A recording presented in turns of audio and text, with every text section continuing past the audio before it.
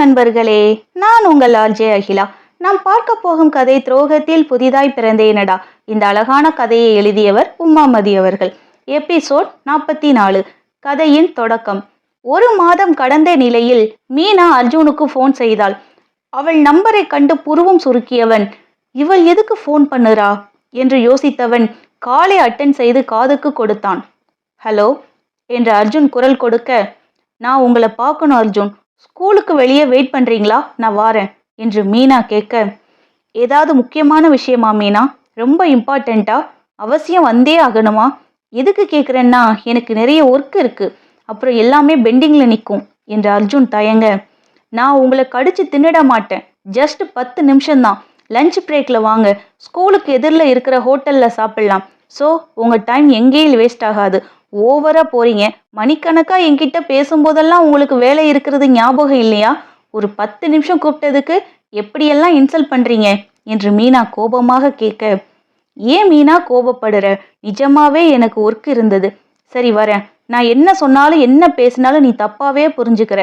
நான் எப்போ நம்ம ரிலேஷன்ஷிப் வேண்டான்னு சொன்னேனோ அப்பத்திலேருந்து நீ தான் வார்த்தையை விட்டுக்கிட்டு இருக்க. நான் அமைதியாக தான் போய்கிட்டு இருக்கேன் என்று அர்ஜுன் நிதானமாக கூற, அதுக்கு காரணம் உங்கள் மேலே தப்பு இருக்குது, என் மனசில் ஆசையை வளர்த்து மோசம் பண்ணீங்க என்று மீனா காட்டமாக கூற, தன் நெற்றியை நீவியவன், சரி மீனா வரேன், ஃபோனை வைக்கட்டுமா என்று அர்ஜுன் கேட்க, மறுமுனையில் ஃபோன் துண்டிக்கப்பட்ட சவுண்டு வந்தது. தன் தலையில் அடித்து கொண்டான் அர்ஜுன். ஆண்டவா, இதுக்கு ஒரு முடிவு காலமே வராதா? இன்னும் எவ்வளோ நாளைக்கு இவகிட்ட நான் மாட்டிக்கிட்டு முழிக்கணும்? என்னை பார்த்தா உனக்கு பாவமாக தெரியலையா என்று கேட்டுக்கொண்டவன் மதிய இடைவேளை வந்ததும் வண்டியை எடுத்துக்கொண்டு ஸ்கூலுக்கு கிளம்பினான். அர்ஜுன் ஸ்கூல் எதிரில் உள்ள ஹோட்டலில் வண்டியை நிறுத்த மீனா ஏற்கனவே அவனுக்காக காத்து கொண்டிருந்தாள். அவள் முன்னால் இருந்த நாற்காலியில் அமர்ந்தவன், சொல்லு மீனா, என்ன விஷயம் என்று அர்ஜுன் கூற, அவ்வளவு அவசரமா? என்னோட ஒரு 10 நிமிஷம் உங்களால் டைம் பண்ண முடியாதா? அந்த அளவுக்கு என்னை கண்டா உங்களுக்கு வேப்பங்கொட்டை மாதிரி கசக்கா? இதுவே அந்த பட்டிக்காட்டை பார்த்தா உங்களுக்கு சக்கரை பொங்கல் மாதிரி இனிக்குமோ என்று ஆதங்கமாக கேட்க, இப்போ எதுக்கு மீனா சம்பந்தமே இல்லாமல் மீராவை பற்றி பேசுகிற? நான் ஏற்கனவே சொல்லியிருக்கேன், உன்னையும் அவளையும் ஒப்பிட்டு பார்க்காத, அவளும் நீயும் ஒன்றாக முடியாது. அவளுக்கு சேர்ந்த மாதிரி 4 வார்த்தை இங்கிலீஷ் எல்லாம் பேச வராது.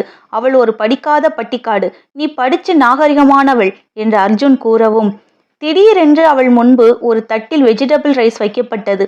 மீனாவின் முன்பும் ஒரு பிளேட் வெஜிடபிள் ரைஸ் வைக்கப்பட்டது. அவன் வருவதற்கு முன்பே மீனா ஆர்டர் கொடுத்து விட்டாள். என்ன மீனா இது? எனக்கு எதுக்கு சாப்பாடு ஆர்டர் பண்ண? நான் லஞ்ச் எடுத்துட்டு வந்திருக்கேன். எனக்கு மீரா சமைச்சு கொடுத்துருக்கா.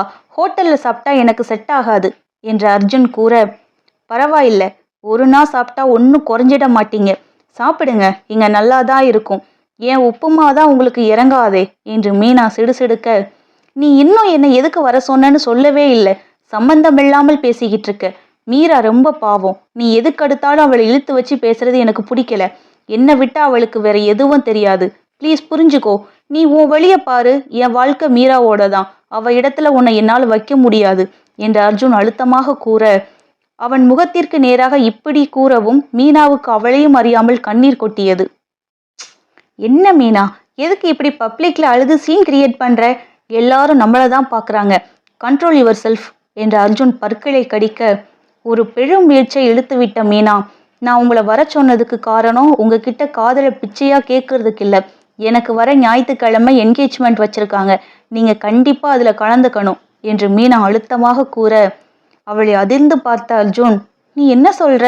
உனக்கு மாப்பிள்ளை பார்த்துட்டாங்களா?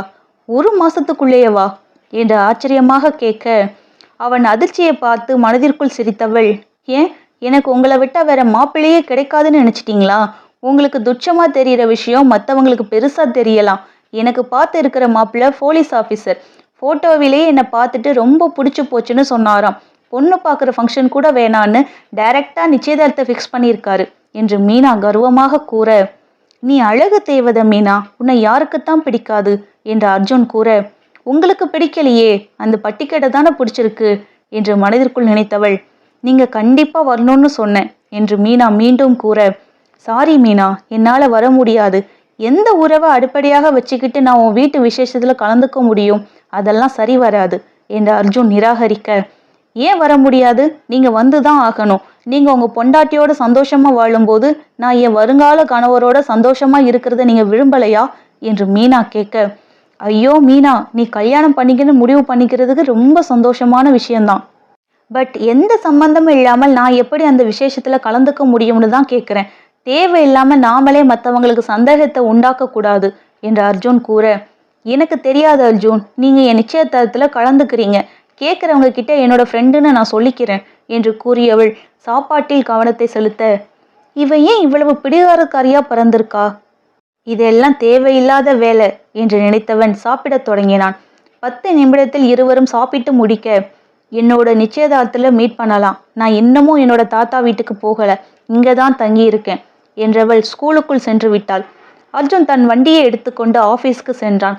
நேரம் மின்னலென கடந்து செல்ல மாலை வீட்டிற்கு சென்றான் அர்ஜுன். மறக்காமல் மல்லிகையை மனைவிக்கு வாங்கி கொண்டான். இந்த 1 மாதத்தில் அவனது வாழ்க்கை சொர்க்கமாக சென்று கொண்டிருக்கிறது அவனை பொறுத்தவரையில். ஆனால் மீராவிற்கு ஒவ்வொரு நாளும் போராட்டமாக கடந்து கொண்டிருக்கிறது. நாள் முழுவதும் வேலை வேலை என உழைத்து கொண்டிருக்கிறாள். இரவானால் அர்ஜுனிடம் சிக்கு சின்ன பின்னமாகிறாள். அதற்காக அவன் அவளை சித்திரவதை செய்கிறானா என்று கேட்டால் நிச்சயமாக இல்லை. அவனது அணுகுமுறையை மீராவால் தவிர்க்க முடியவில்லை. அர்ஜுனின் வண்டி சத்தம் கேட்டதும் வெளியே வந்த மீரா அவள் கையில் இருந்த பேக்கை வாங்கி கொண்டாள். பிரீத்தி தாவி சென்று அவள் கைக்குள் அடக்கமாக, பைக்ல ஒரு ரவுண்டு போகலாமா என்று அர்ஜுன் கேட்க, நானு என்னை விட்டுட்டு நீங்க மட்டும் போறீங்களா என்று அஸ்வின் ஓடி வர, இருவரையும் ஏற்றி கொண்டவன் அந்த ஊரையே ஒரு சுற்று சுற்றி வந்தான் பிள்ளைகளோடு. ஆம், இப்போதெல்லாம் ஒரு வழக்கமான ஒன்றாகிவிட்டது. அஸ்வினை விட பிரீத்தி தந்தையிடம் ஒட்டிக்கொண்டாள். அர்ஜுனுக்கும் அஸ்வினை விட மகளின் மீது பாசம் பெருக்கெடுத்தது. எவ்வளவு வேலைகள் இருந்தாலும் 8 மணிக்கெல்லாம் வீட்டிற்கு வந்து விடுவது அவனது வழக்கமாகிவிட்டது. மீராவும் அதற்கு ஏற்றது போல் தனது வேலை நேரங்களை மாற்றிக்கொண்டாள். அர்ஜுன் வருவதற்குள் பிள்ளைகளை ஹோம்ஒர்க் செய்ய வைத்து விடுவாள். அர்ஜுன் வந்ததும் ஊரை சுற்றிவிட்டு மூவரும் சாப்பிட அமர அவர்களை ஒன்றாக சாப்பிட வைத்து அழகு பார்ப்பாள். அர்ஜுன் இடையிடையே அவளை பார்வையால் வம்பிழுத்து கண்ணடிப்பான். 8 வருடமாக வராத மாற்றம் திடீரென்று இந்த 1.5 மாதம், இல்லை 1 மாதமாக முற்றிலும் புதிதாக தெரியும் கணவனின் மாற்றம் அவளுக்கு நல்லதாக தெரியவில்லை.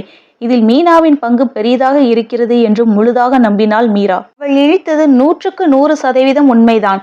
ஆனால் அவன் மாற்றம் மீராவிற்காக தானே தவிர மீனாவிற்காக கிடையாது.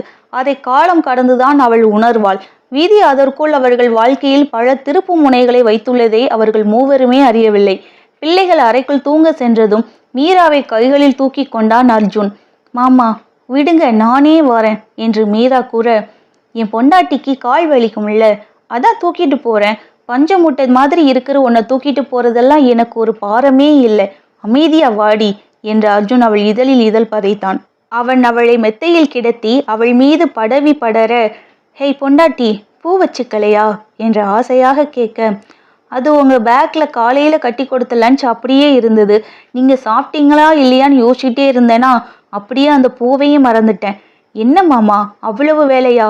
மதியம் சாப்பிடக்கூட உங்களுக்கு நேரம் போதலையா என்று மீரா நங்கூரம் போல் ஒரு கேள்வியை முன்வைக்க, அவள் கேள்வியில் திடுக்கிட்டு எழுந்தவன் அவள் கண்களை சந்திக்க முடியாமல், அது ஃப்ரெண்டு ஒருத்தரை பார்க்க போயிருந்தேன், அப்படியே ஹோட்டலில் லஞ்சு சாப்பிட்டேன், அதான் நீ கொடுத்ததை சாப்பிட முடியல என்று அர்ஜுன் சமாளிக்க, ஓஹோ அவ்வளவு முக்கியமான ஃப்ரெண்டா என்று மீரா அழுத்தமாக கேட்க, ஆமாம் மீரா, நாளைக்கு ஹெவி ஒர்க் இருக்கு, சீக்கிரமா போகணும், தூங்கலாம் என்றவன் சட்டென திரும்பி அவளுக்கு முதுகு காட்டி படுத்து கொண்டான்.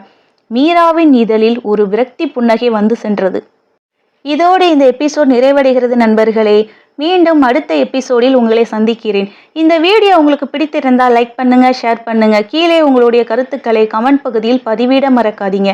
இந்த கதையின் மற்ற எபிசோடுகளை பார்க்க விரும்பினால் நம்மளுடைய பிளேலிஸ்டில் பார்த்து கொள்ளலாம். அதோடு இந்த கதையை முழுசா நீங்களே படிக்க நினைச்சீங்கன்னா டிஸ்கிரிப்ஷனில் லிங்க் கொடுக்கப்பட்டுள்ளது. அந்த லிங்கை பயன்படுத்தி கதையை முழுசாக படிக்கலாம். மீண்டும் அடுத்த எபிசோடில் சந்திக்கிறேன். நன்றி.